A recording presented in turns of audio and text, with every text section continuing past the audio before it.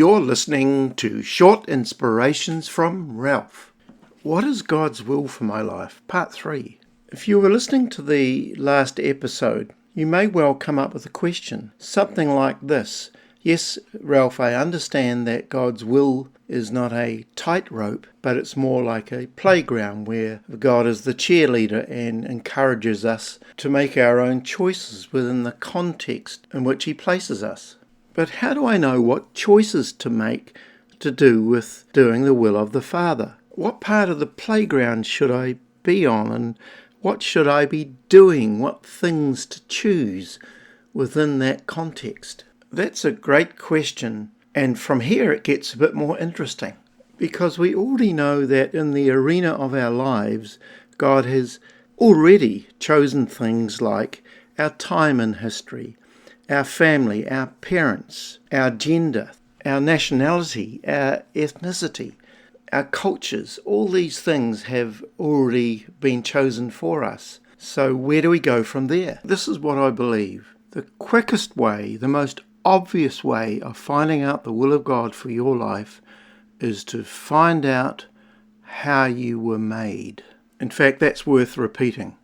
The quickest way and the most obvious way of finding out the will of God for your life is finding out how you were made, how you were crafted and put together. Because believe it or not, you are a masterpiece.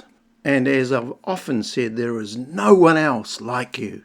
In fact, there are a myriad of personality and strength finder type tests that you can do, and I would recommend doing that. So you go on a journey of discovery and then develop those things and then deploy them, as someone has said. We used to be strong on motivational gifts. What sort of person were you? A prophet type or a leader, administrator, giver, exhorter, someone with a mercy heart? A number of years ago, some of us did a Willow Creek network course, which discovered what your passion was, your personal style, and the giftings that you have. And when we looked at things like passion, we were encouraged to think about ourselves as a little child, and maybe there was nothing to do. What would we naturally gravitate towards? These days, too much screen time can put a wee bit of a mask over some of those things. But would you go outdoors, or would you stay indoors? Would you read, or would you listen, or would you view? Were you happy by yourself, or would you need to find other people to converse with? Were you a speaker type person, talkative, or were you the opposite? Did you like making things with your hands, or were you a bit like me, a bit more cumbersome in that regard? Then it came down to your personal style. Were you an organised, structured person, or were you the other end of the spectrum, where you liked a variety of things? If you were to go on holiday, would you plan it well beforehand and you knew exactly what you're going to do, or you just go and do whatever happens? So are you task-orientated or people-orientated, social or non-social? We take people through their love languages.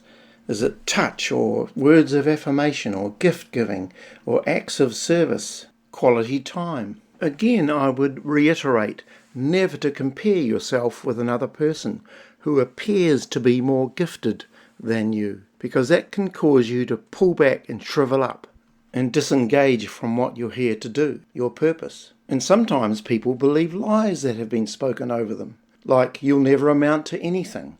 Those sort of statements should be rejected out of hand, and if need be, get someone to help you do that, a counsellor or someone.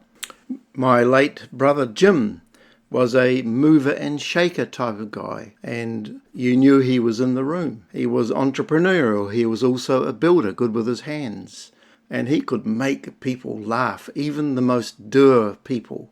And compared to him, I was as quiet as a church mouse. And I suppose part of me sort of envied what he had that I didn't have. But then I found out that he also did the same with me. He envied the things that I could do that he couldn't do. So we are not defined by our comparison with other people.